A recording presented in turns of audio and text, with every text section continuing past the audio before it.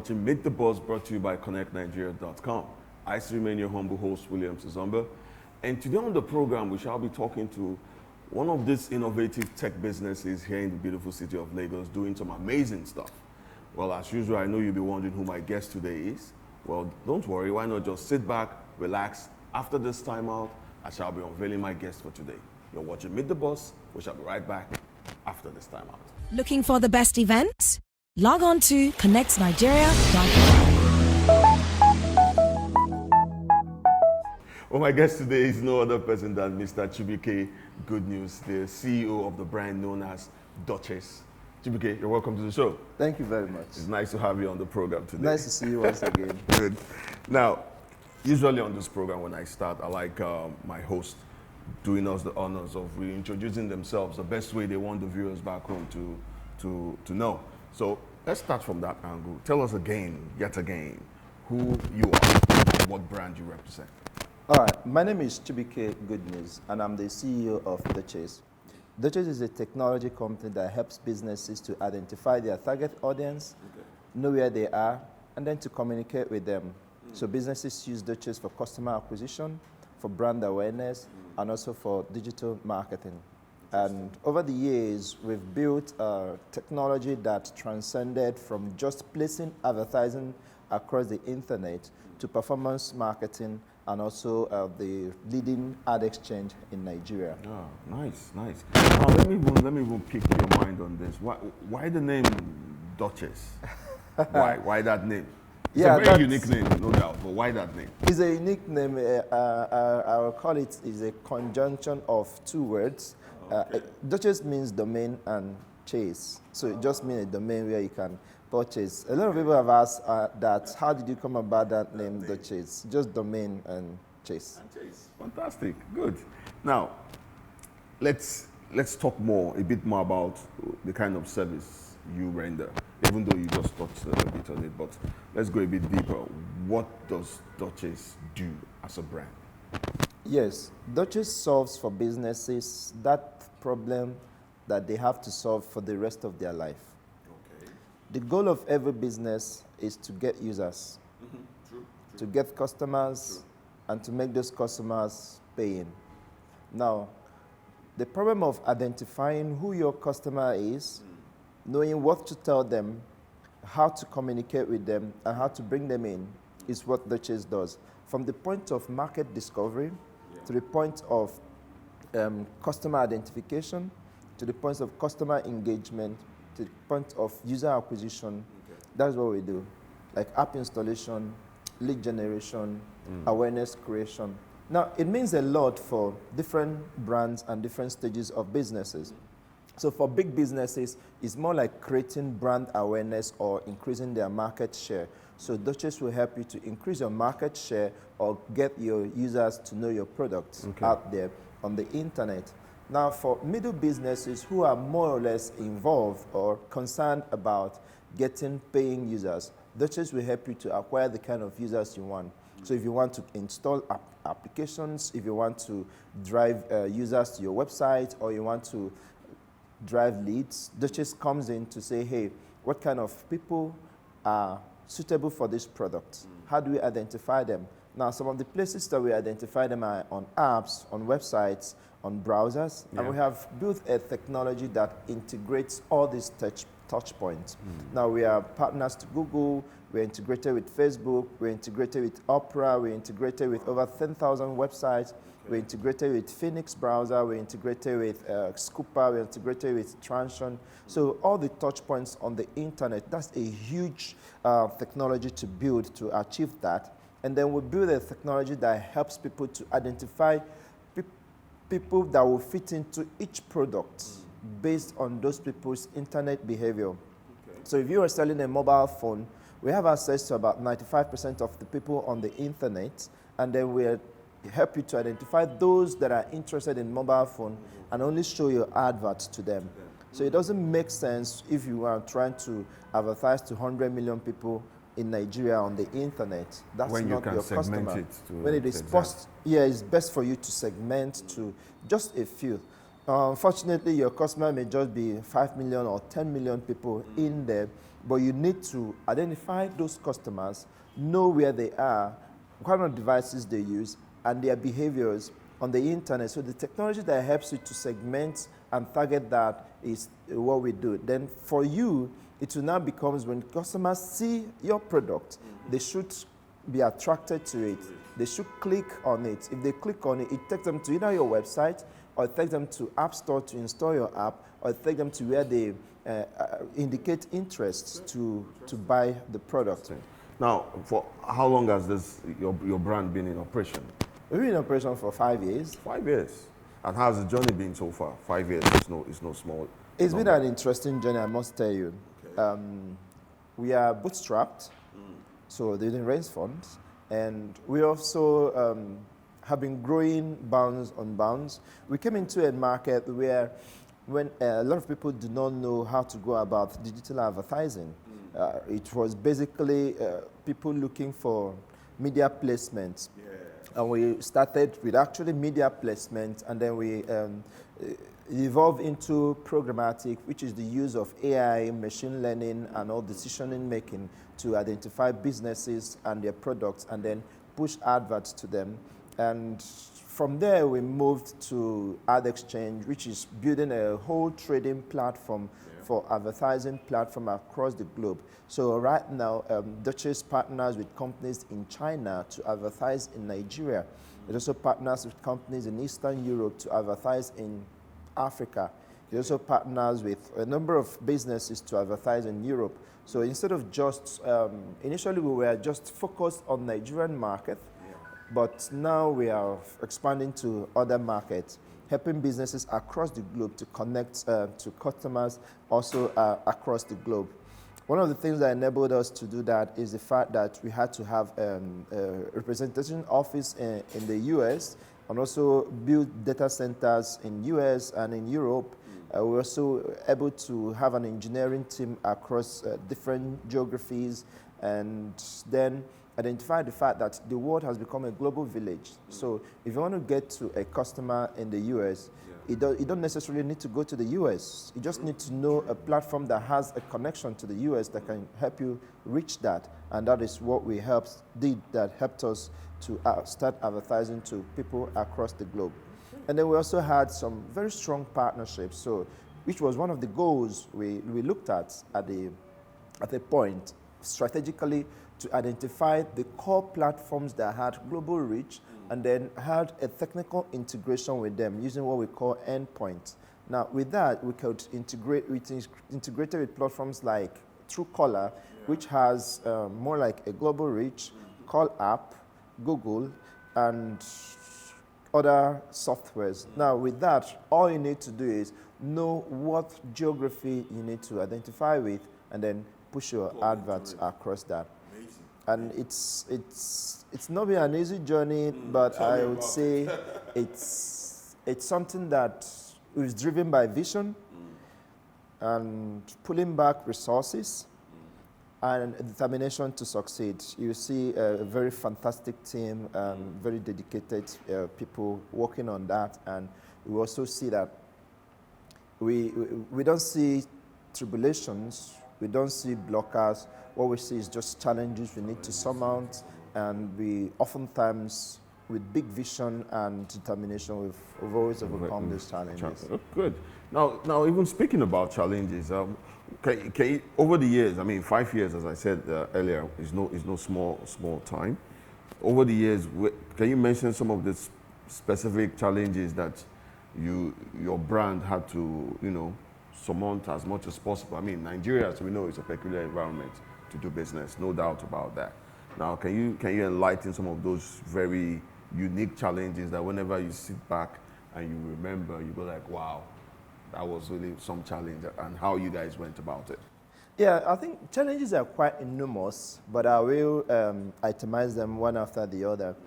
At a point, one of the challenges we had was security, because there is this thing about the internet. While the good guys are working, the bad guys are also working. All of us are innovating. Of course. So while you innovate to do things in the right way, some people are innovating to hack you.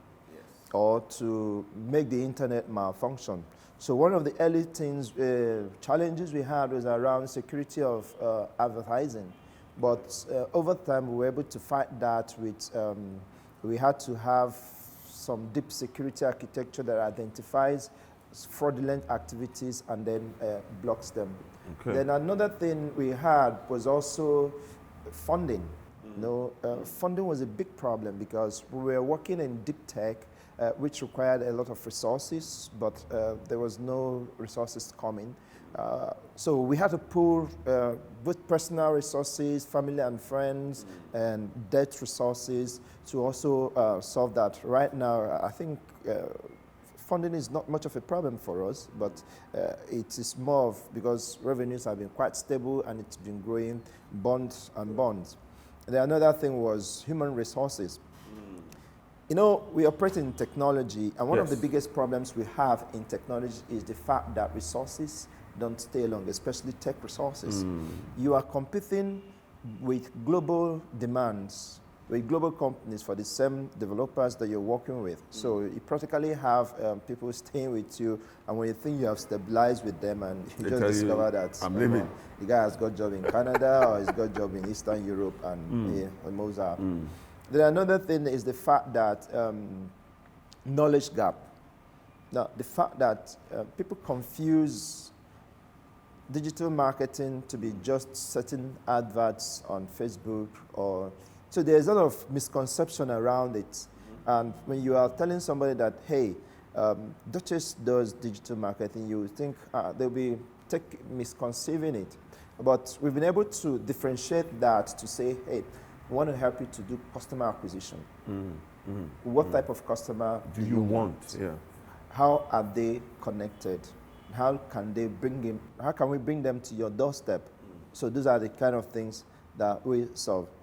And another challenge, which is normal for every business, is the fact that you are competing with global big organizations. So you're not just competing with locally, you are also competing with global organizations who are better capitalized, better structured with support. But of course, in Nigeria, it is said that if you are building a business in Nigeria, you're fighting a war. You're fighting a war with the government, you're fighting a war with paying taxes for the same thing you are still going to provide for yourself. Power is one of them. You have to provide power for yourself despite the fact that you're supposed to have that freely. And of course, internet used to be, but it's no longer a problem. But you know, gradually we're getting there. There are also the environmental challenges and issues that come around it, but businesses just have to innovate. Of course, very true. Well, I still have some more questions for you, but I think at this point in time, we'll go on a quick break, and when we come back, I'll ask the remaining questions I have for you today before we call the show a wrap. All right. Good. Well, viewers, you're still watching Meet the Boss, brought to you by Nigeria, and my guest today is still Mr. Chibuike Goodnews, the brain behind the brand known as Dutchess. After this break, I still have a few more questions for my guest today before we call today's interview a wrap. So please don't go nowhere. We shall be right back. Looking for the best events? Log on to ConnectNigeria.com. Welcome back to the second half of today's interview on Meet the Boss, brought to you by Connect Nigeria. My guest today, of course, is still Mr. Chibuike Goodnews, the brain behind the brand known as Dutchess. Chibuike, you're welcome to the second half of today's interview. Thank you very much. And I must say, it's been an interesting one so far. Yeah. Good.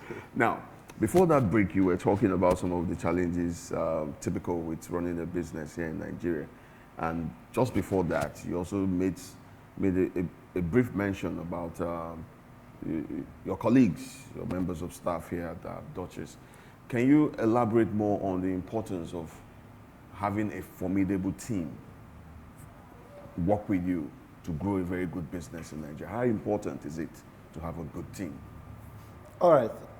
I must say a business is like a chain. And like a chain is as strong as the weakest point. Of course. So the weakest person in your business is a strength of that business. Now, the success and failure of every business is dependent on the team working on it. And as a leader, one of your core functions is in terms of selecting your team. You can actually select with certain parameters and it will lead you to doom. So how good you are at selecting that team determines the success of your business. There's a mantra I have, which is hire slowly and fire quickly. And remove emotions from your business, you know. When you're hiring people, you hire for intelligence, hire for loyalty to the business, and then you also hire for competence. Now, look at these three things together. You hardly see anybody that has three of them. Very true. But you have people that have different degrees of each of them, and then you put them together. Then you create an environment for them to be happy, relaxed, and comfortable to deliver. Then you also need to share your goals and the vision of the business. So everybody in your organization has to buy into your vision.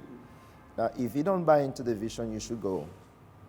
It's as simple as that. Now, the day you feel that you do not agree with the vision of the business, you take a handshake, gentlemen, everyone goes. We can still be friends. Yeah.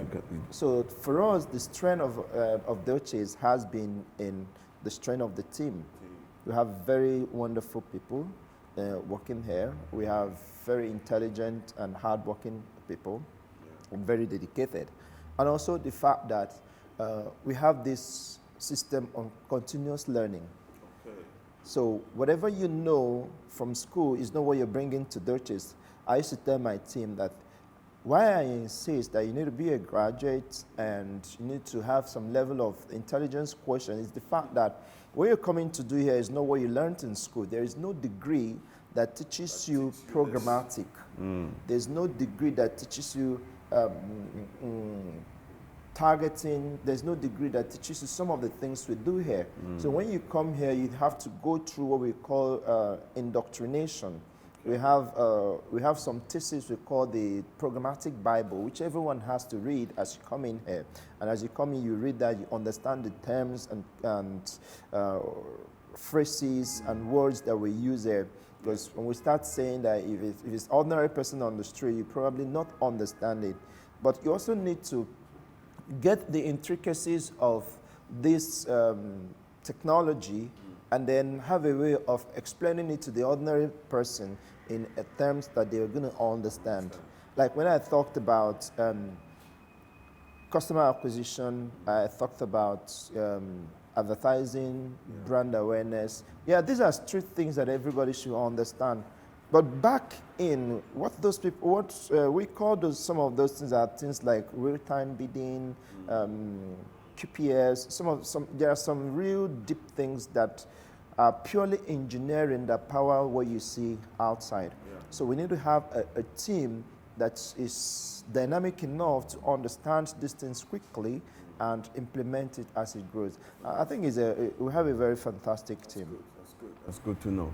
But let me even also ask you another follow-up question to something you mentioned earlier, which for my interaction with different people on this show is quite true. How have you also been able to mitigate or solve the problem of changing hands? The tech world, as we know, is highly competitive. You did talk about it briefly earlier in one of your comments. So how have you been able to mitigate the issue of having a technical hand 1 minute, the next minute, one other very big brand is coming to take that hand away?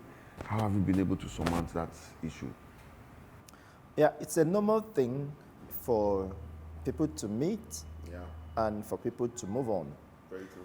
Your ambitions may not always be together with people's ambition for a long time. You know, even marriages do break. So, but what we do is we ensure that there's a process in place, a process of integration and then a process of separation. Then in between that, there's a knowledge transfer.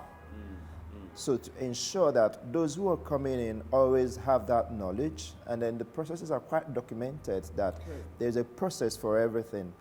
In as much as we work or operate in a pseudo-creative environment, but creativity is only one, or novel as at the point it is coming in, but you need to properly document that creativity so it becomes a technology.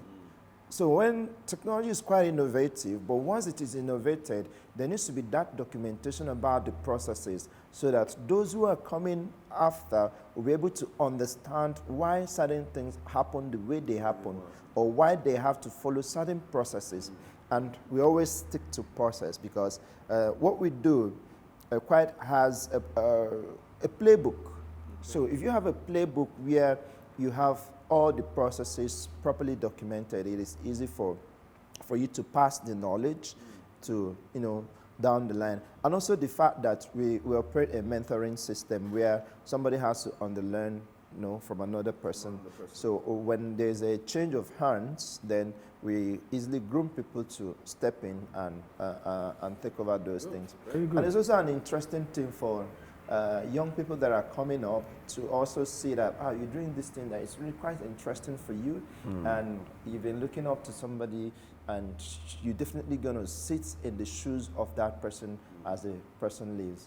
Of course, today I'm here today, tomorrow I may not be here. So every person could go, but organization is supposed to be a going concern. So the structures that are put in place are the things that make sure that when human beings leave, the system still remains the same and continues to operate. Now, I want to find out from you your own personal perception of the Nigerian business space, especially for startups. I mean, in a decade, in the space of about 10 years now, the Nigerian startup industry has really moving bounds. How would you personally rate this eco space? I would say we're growing fast. It's impressive and it's interesting, but also there are still a lot to be done.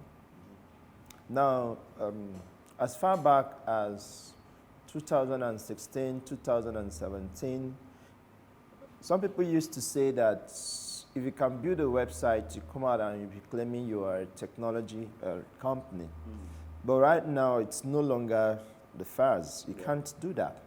It's quite basic. And even at that, at this point, we are at the point of API technologies, which is still not the core of technology. There's still a lot to be done in terms of deep tech, in terms of platform ownerships, in terms of first-party data aggregation. Those are feats that need to be crossed. But I see that we're on the right track. We're also getting it right in terms of finances because, like I said earlier, we're in the API stage where people get innovative by bringing APIs from different financial institutions and creating a product out of it. Just take commissions and then they become big. It's a stage. And also the fact that before, Nigerian startup system or startup ecosystem was not attractive to international community. Up until people like Jason, Mark, and all guys know, and Aboyeji started having those international exposures, the Bosun Tijanis, and that made the international community to now start looking at Africa as a growing market. And there's also the fact that other parts of the world are stabilizing, whereas Africa is having geometric growth. So startups in Africa are going to take advantage of that geometric growth that is happening. You look at a business in the US, if you grew by maybe 60%, you're doing well. But in Africa, you're growing by 3x.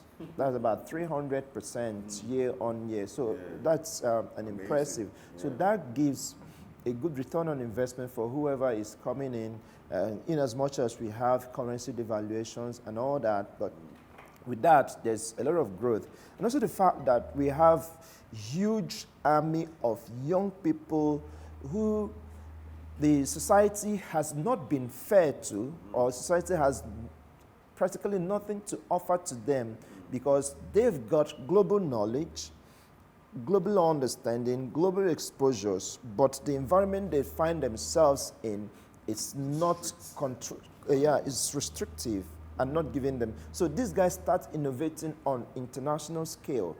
They start innovating on global scales. You see businesses in Nigeria building products and services that are used across Africa and that. So that knowledge and that competence combined with the opportunities that exist in global space created environment for startups in Nigeria to come up with fantastic innovations. Great. And also we also looked at some of us are also solving some problems that are quite endemic here.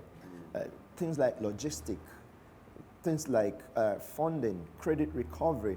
Now these are things that businesses have tried to solve using the analog system, but the startups are coming to use technology to solve make it them. more digital. And we also see that the banking system has neglected some people who they feel are within lower income. So startups are coming to create avenues that are slim, lean processes that bring people that are unbanked into the banking system and then offer banking services to them. And that's how we see the growth we're seeing. And in agri, we're seeing innovations in terms of longer storage because of startups.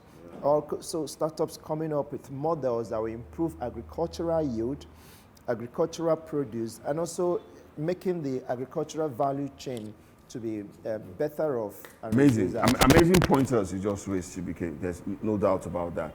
But I want to quickly throw this last question because we're already like pressed for time. They say time flies when you're having fun. Yeah. But I still want to throw this last question in, and I want to get your input as quickly as possible.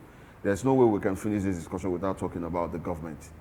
Now, from your experience running a brand like Dutchess for about 5 years now, what do you think, and some of these things you just mentioned, the last pointers you just mentioned about the growth of the tech startup space here in Nigeria, what do you think the government at both state and federal level can do to help startups continue to thrive, not just in Nigeria, but globally? Quickly.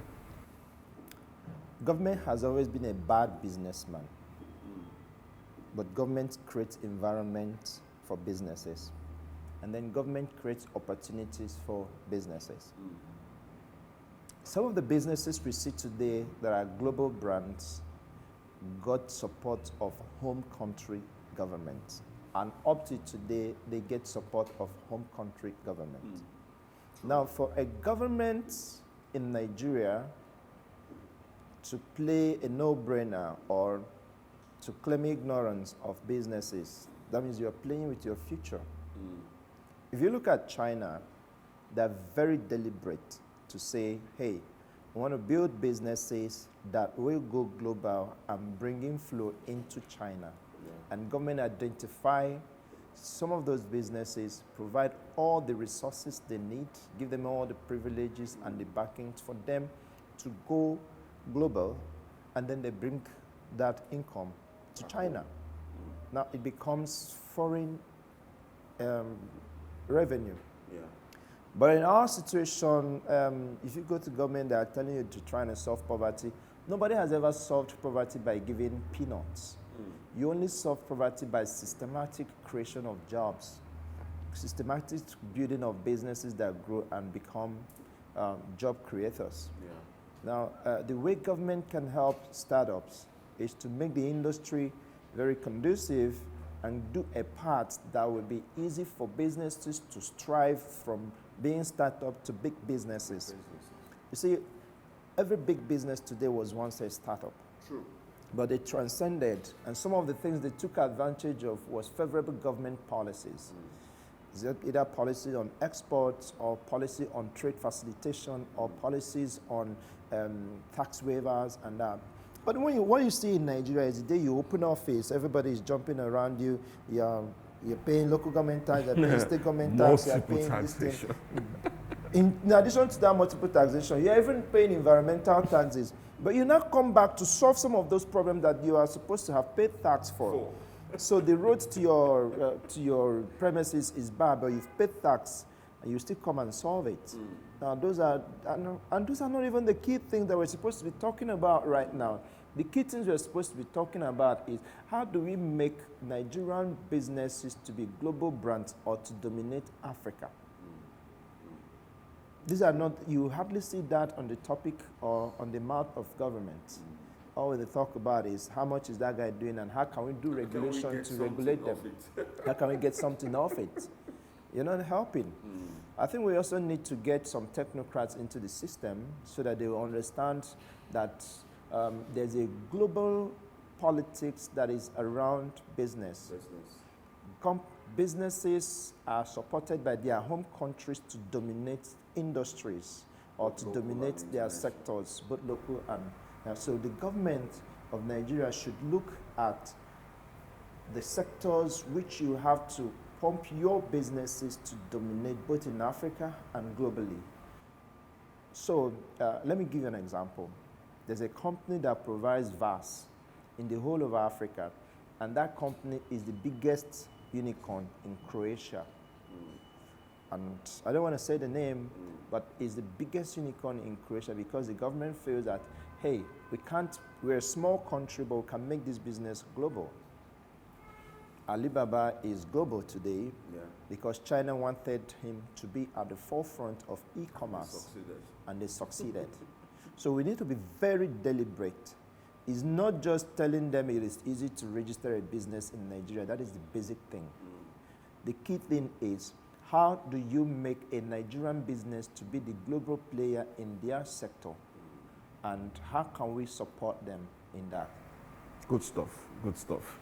Wow, Chibuike, as I did mention earlier, time flies when you're having fun. And I mean, it's been a wonderful discussion so far with you, and I want to thank you for being on the program today. And we wish your brand, Dutchess, all the very best. And from time to time, of course, we will continue to monitor what you guys are doing and report on it as much as we can. You're welcome. Thank you for being on the show. Thank you very much. Well, viewers, you've heard it all from my guest today, and what a discussion it's been. There's no doubt about it. Technology is here to stay. And the sooner we embrace it as individuals, at government, both from the state and federal level, the better for present and future generation. Remember, you can always watch today's interview on our YouTube page. Just go to YouTube, search for Cntv, and you see all the various interviews that we brought your way, including today's interview. And of course, you can always follow us on social media if you want to see anybody interested on this program. As I always say, follow us on social media. It's Connect Nigeria across all platforms: Facebook, Twitter, Instagram, and also you want to reach my humble service, William Tizomba, across all media platforms, including LinkedIn. If you want to see, as I did say, anyone interested on this program, drop me a message or two, and I'll do my best to bring them your way. Until we come your way, same time, same station, same time next week. As I always say on this program, continue to keep a positive mind, and the sky might just be the beginning of your success growth. Looking for the best events? Log on to ConnectNigeria.com.